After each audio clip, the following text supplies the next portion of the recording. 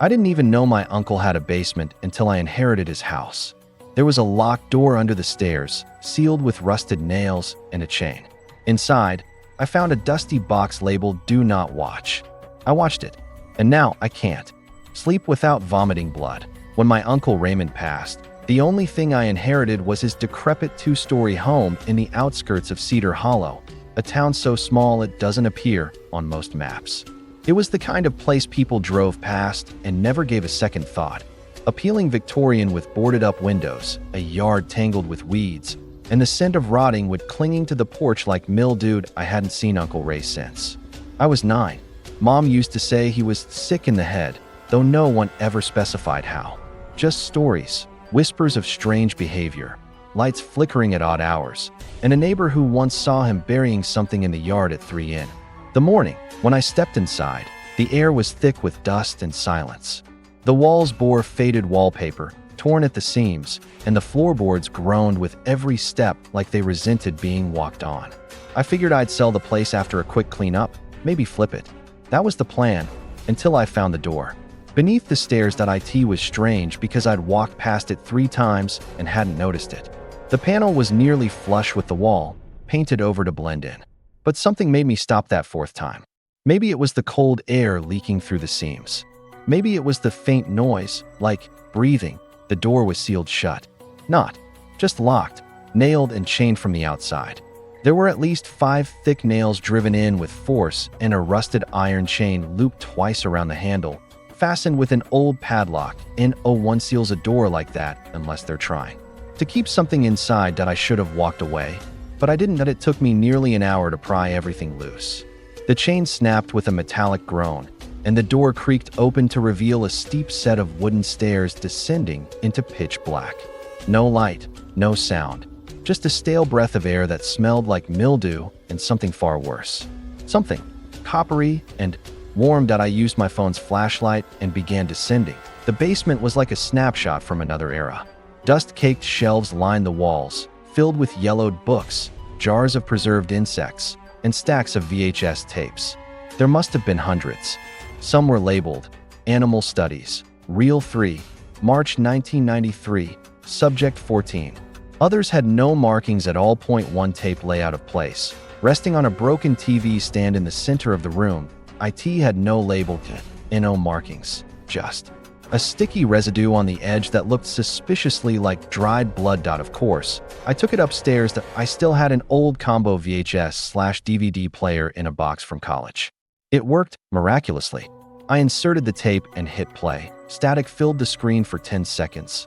Then, darkness. Not blank, just dark. The kind of darkness that feels like it's breathing. Suddenly, a figure appeared. A young boy, maybe 6 or 7 years old, sitting in a chair. His eyes were covered with gauze, and his arms were bound to the wooden armrests. His chest rose and fell rapidly, and the sound of muffled sobbing echoed from the speakers. That I leaned forward, my pulse quickening. A voice crackled to life, distorted, inhuman. Subject 9. Session begins now. From off-screen, a man stepped into view. Tall, broad shoulders, face covered by a smooth, white mask with no features. He carried a surgical tray. On it, scalpels, pliers, a syringe. I paused the tape. That I should have turned it off, but my curiosity was louder than my sense of dread. I pressed play. What followed was, I can't describe at all. The man injected the boy with something. His limbs began twitching. Then he began smiling, unnaturally wide, as if strings were pulling the corners of his mouth. His gauze-covered eyes bled through the fabric. And the masked man, he laughed, not a chuckle. Not human. It sounded like multiple voices at once, distorted, layered, demonic. I vomited right there on the carpet, and the tape kept playing. The boy's skin began to blister. His fingers curled backward unnaturally. And all the while, that masked man whispered something again and again. It's watching. It's learning. It's almost ready. I yanked the tape out and hurled it across the room. I couldn't stop shaking. My body was trembling in a way I hadn't experienced since I was a kid with night terrors. But here's the thing. I tried to leave the house after that.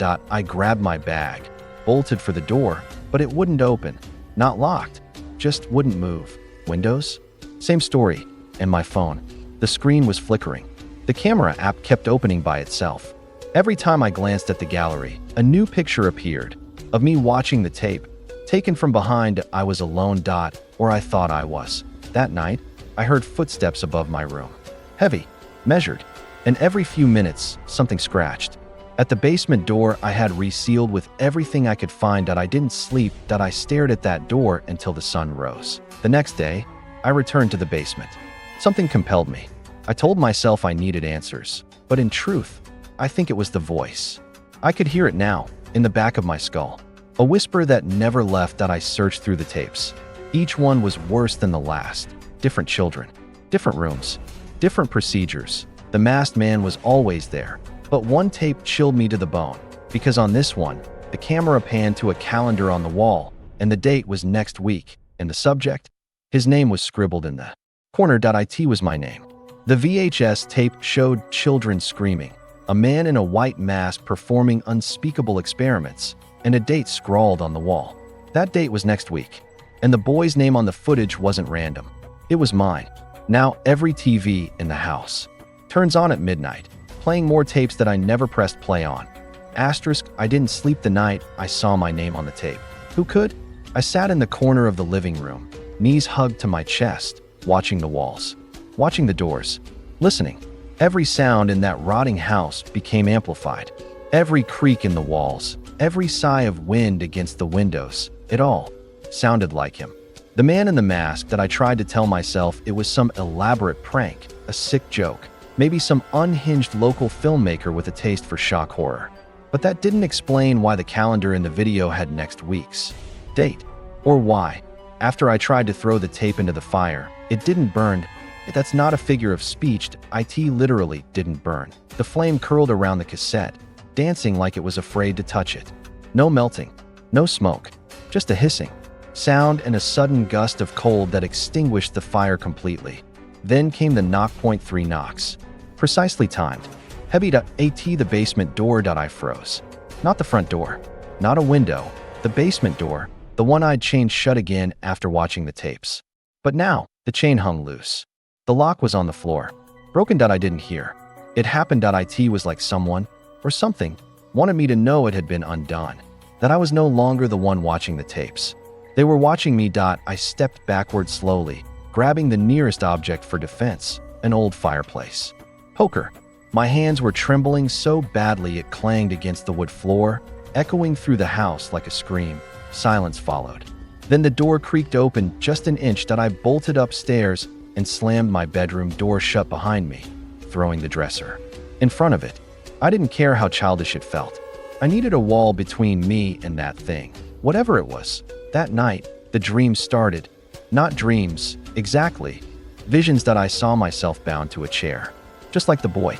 A man stood in front of me, wearing that same white mask, featureless, emotionless, utterly devoid of anything human. He didn't move. He didn't speak, but I could feel him inside my head, and he whispered something. Not in English. Not in any language I know. But somehow, I understood it. You were always meant to sit in that chair. I woke up screaming, my sheets soaked in sweat. My window, which had been shut, was now wide open, and the wind had scattered dozens of VHS tapes across my floor, all unlabeled, all waiting. That's when I realized I needed to leave. I packed a bag, grabbed the car keys, and sprinted out the front door.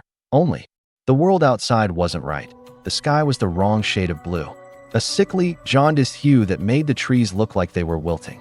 The neighbors' houses were gone. Just blank lots, like the homes had been erased with a brush. I ran to where my car had been parked. Nothing, just an outline in the dirt, like it had been lifted into the sky and taken away. Then I heard it, the hum of a television, coming from inside the house. My prison. I didn't want to go back inside. I didn't. But that sound, it wasn't just static. It was a voice. My voice. From the first tape. From my future. I slowly walked back in. The house was darker now. Colder. The windows pulsed with a dim red glow, as if something outside was bleeding light into the walls. I followed the sound to the living room. The TV was on. No power cord. Just on. And playing a tape I never recorded. It showed me, sitting on the couch, just like I was a moment ago. Same clothes. Same terrified expression.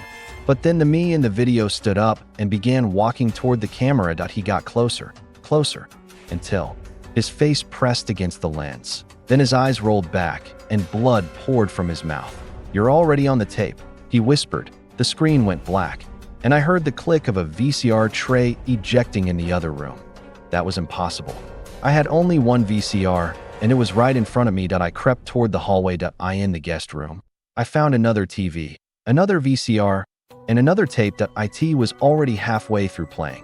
This one showed the basement. A live feed. Except there was a new figure in the corner. Kneeling. Me. It was me again. But this version of me had no face. Just a mask. The mask. I stepped back, heart pounding. My reflection in the TV screen warped and rippled, and for a moment, I saw it. Not my face. His. The masked man's. White. Blank. Waiting. I screamed and pulled the TV off the shelf. It crashed to the ground in a storm of glass and static. But even as it died, I heard one final message from the speaker. The house remembers who built it. I didn't understand that then, but I do now, because as I tore through the rest of the house, ripping open drawers, breaking open hidden cabinets, I found schematics, architectural blueprints, hand-drawn diagrams of the house. Only it wasn't just a house. It was a recording device. The entire structure was wired with hidden cameras. Cables ran behind the walls like veins. Every room had a feed. Every room had seen. And all the blueprints were signed at the bottom in faded black ink. Raymond Thorne. My uncle. He built this house. And he built it to trap things. To record things. To feed them. That's when it hit me. Those tapes weren't recordings of others. They were recordings of what's to come. Each tape is a prophecy. A replay of inevitable suffering. And once you've watched yours, you become part of it. I found a mirror in the attic. The glass was fogged with age, but when I wiped it clean, I saw something burned into the wood behind me. 4 words. "You are the mask." That night, I found myself drawn back to the basement. Not forced, not chased. Pulled. I descended the stairs, the air thicker than before, like walking through syrup. The bottom. The TV was already on. And this time, there was a chair waiting, strapped, with leather restraints, facing the screen. On it, a tape was playing. No sound. Just the masked man standing still. Then, slowly, he raised his hands and removed the mask. The screen flickered, and the face underneath was mine. When I took the mask off the man in the VHS tape, it was my face underneath. Now the footage changes every time I blink, rewriting what's real, what's not. Yesterday, I had a sister. Today, all my photos show me as an only child. And the tapes are starting to play before I even hit play. They say memories define who we are. That without them, we're just meat and instinct. But what if your memories aren't yours? What if they're being recorded, edited, and replaced without your permission? That's what I started to realize the morning after I saw my own face. Beneath the mask. At first, I thought I was losing it. The trauma, the stress, it was breaking my brain. But then I saw the photograph on the fireplace mantle. A family picture. I was maybe 10 years old, standing between my mom and a girl. A girl I didn't recognize. Dark curls, glasses, a shy smile. Underneath, in sloppy handwriting, Jamie, summer 99. I stared at it for what felt like hours. I had never had a sister, not in any memory, not in any story my mother had ever told. I was an only child. Always had been. Oh, who the hell was Jamie? I tore through the photo albums. There she was again and again. Birthday parties, Christmas, school events. Every time, beside me, smiling, laughing, existing. And yet, my mind said she'd never been real. But the tapes knew otherwise. I descended into the basement with shaking hands, the stale air growing heavier each time I went down. It felt like the house was sinking deeper into the earth with every hour, the stairs multiplying. The darkness breathing louder. A tape waited for me at the bottom. It was already in the player, already rewound. The screen flickered as I hit play. Static. Then, home footage. Me. Jamie, our mom. We were at a lake. She was splashing me, laughing, but then the footage began glitching, frames stuttered, the colors inverted. Jamie's face blurred, her voice distorted into a low digital howl.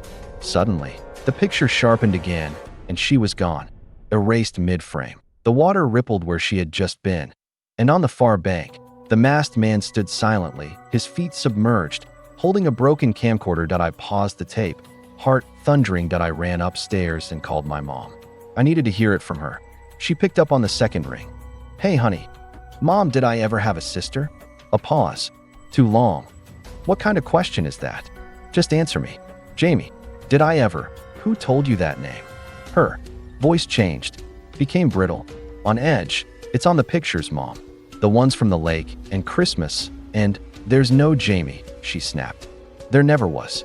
And if someone told you otherwise, you need to stop watching those tapes." I hadn't told her about the tapes. "Mom, how do you know about them?" Silence. Then a soft, frightened whisper. "You found the house, didn't you?" Click. She hung up. I tried calling back a dozen times. Nothing. Voicemail. I checked the photos again. They were changing. The same photo of the lake. Now it was just me, staring off at the water. The space where Jamie had been was a blur of static and smeared ink, like someone had dragged a magnet over the film. But something worse happened that night. I dreamed of her. Not the sweet Jamie from the photos, but something twisted. Her skin was wrong, like melted wax stretched over a frame. Her eyes were gone, just blank spaces. And her voice, when she opened her mouth, was the exact same as the masked man's. "You made me disappear," she whispered. "No, I didn't. You watched it happen." She stepped closer. "Every tape you play writes over the past." She screamed as her body flickered like corrupted footage, glitching in and out of time. "Stop watching the tapes before you erase yourself." I woke up screaming, ran to the mirror, and saw something horrifying. My reflection was lagging behind. It blinked after I did, moved after I did, just a fraction of a second, but enough to know I wasn't synced anymore, that I wasn't real anymore. The tapes had begun to overwrite me. My face, my past, my soul. Every time I watched, they wrote something new. A VHS tape waited on the kitchen table that morning. I didn't put it there. It wasn't there the night before. This one had a title written in black Sharpie. "Final draft, subject 0. I knew I shouldn't watch it. I knew it. But what if it had answers? I needed to know how to stop this." The screen lit up in grainy black and white. A room I didn't recognize. Sterile. Fluorescent lighting. A person sat strapped to a chair. Masked. I thought it was the man again. Until he looked up, and I recognized.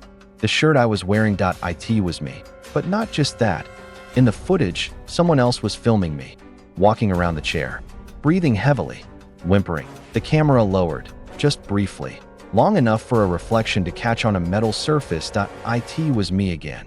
Holding the camera. I was both the subject and the director. I was taping myself. I fell back from the TV, shaking. This wasn't just a haunting. This was a loop. A recursive spiral of footage, feeding into itself. Reality was being recorded, rewound, edited, and resaved. And the more I watched, the less real I became. My phone was gone. Every number in the contacts list had been replaced with the same entry, frowny face, redacted. Photos? Just black rectangles. Internet? Only static. Every digital screen had become analog. Old school, VHS style. The house had cut me off from everything modern, everything real. All it wanted was footage. All it wanted was me. I ran to the front door, pulled it open, and there was no world outside, just static, white noise, like an old TV with no signal. A flat image of a neighborhood backdrop, painted trees, cardboard clouds. A set. I was inside a set. The house wasn't a house. It was a studio, and I was the only actor left. I turned, and standing in the hallway was the masked man, still silent. He raised a finger to his mask and tapped twice. Then he removed it. It wasn't me underneath. It was Jamie. Eyes empty, sockets, mouth sewn shut with magnetic tape. Her body distorted like a glitched frame. She stepped forward, and in a voice that was hundreds of voices, she spoke. "Roll final scene." I thought I was watching the VHS tapes, but the tapes were watching me. Now the house isn't real. My reflection is someone else, and reality changes with every second of footage. I'm stuck in a loop of memories I never lived, in a place I never moved into. Because the worst truth of all is this: I was never the viewer.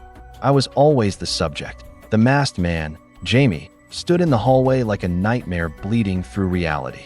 Her sewn mouth twitched beneath the warped VHS tape stitched into her lips, her hair fluttering despite the air being still. The house didn't just creak. It moaned, as if it had lungs, as if it could feel what was about to happen. And the voice, that impossible, static-infused voice, reverberated from the walls. Roll final scene. I turned and ran, not out of hope, out of instinct.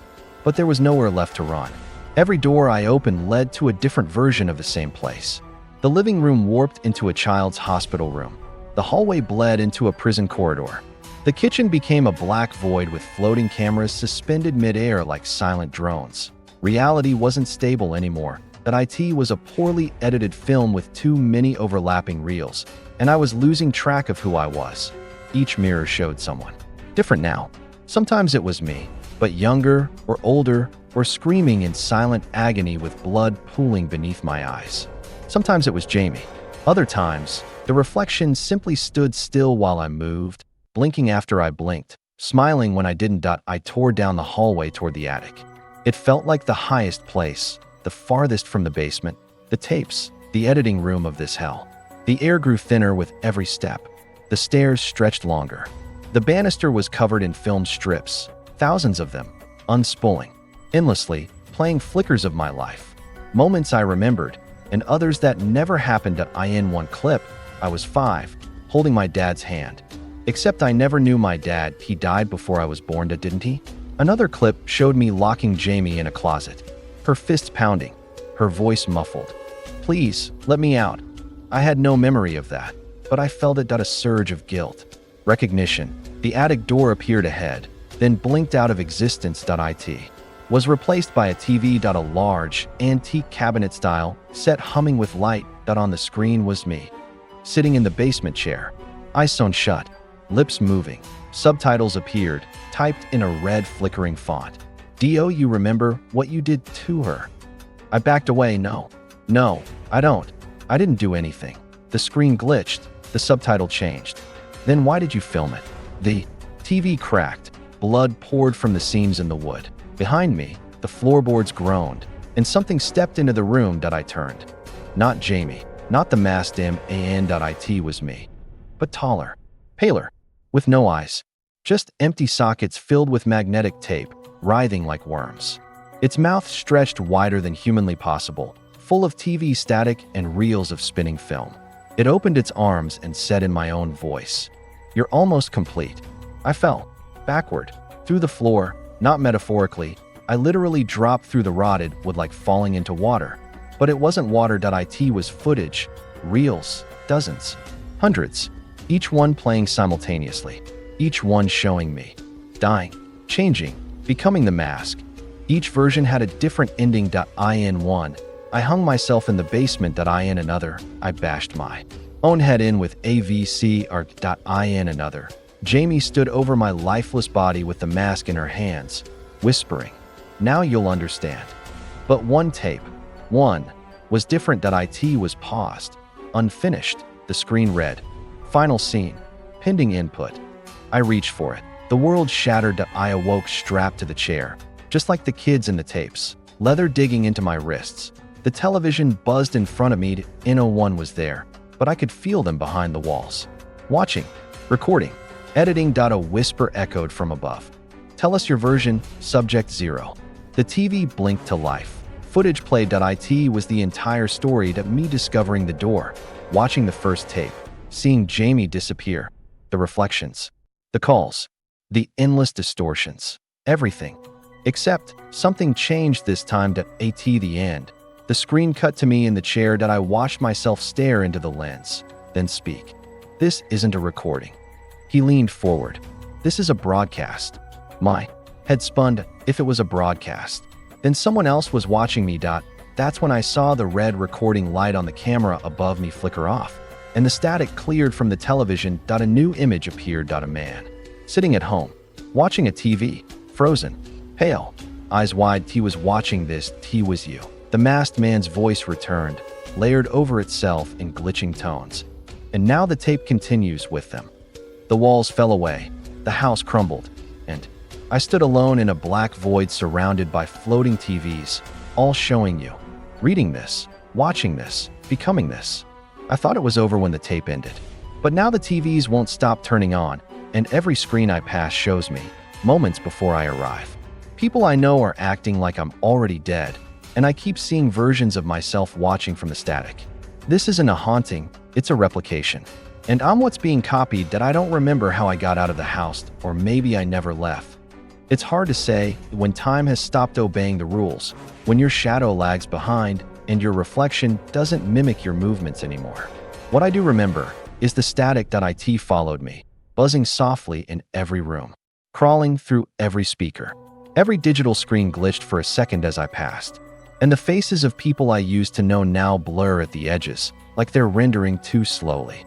Something happened when I watched that last tape. It wasn't just a transmission. It was a download that I think I brought something back with me. A signal, a kind of psychic parasite etched into magnetic code. A broadcast loop, and now it's spreading. The first real sign was when I stopped at a gas station to clear my head, maybe just by something cold to convince myself reality was still grounded. The clerk didn't speak. He just stared, mouth slightly open, eyes milky. And behind him, a tiny security monitor buzzed. I glanced at it and saw myself, not on camera, but on tape, wearing a different shirt, standing at a different gas station, screaming. I blinked. The screen returned to static. I asked the clerk if he saw it. He didn't answer. His face began to glitch. Not metaphorically.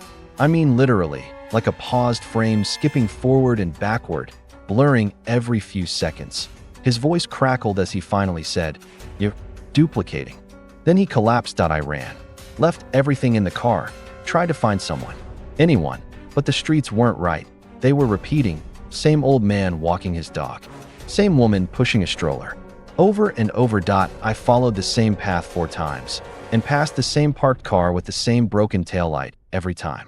Even the dog barked at the exact same moment, like I was stuck in a tape on loop. I ran up to a house, pounded on the door. A woman opened it, stared at me, then frowned. "You were just here," she said. "You left already." "No, I just got here." "You left already," she repeated and slammed the door. I turned and saw something across the street. A man, standing, still, wearing my face, but wrong. His eyes were pure black.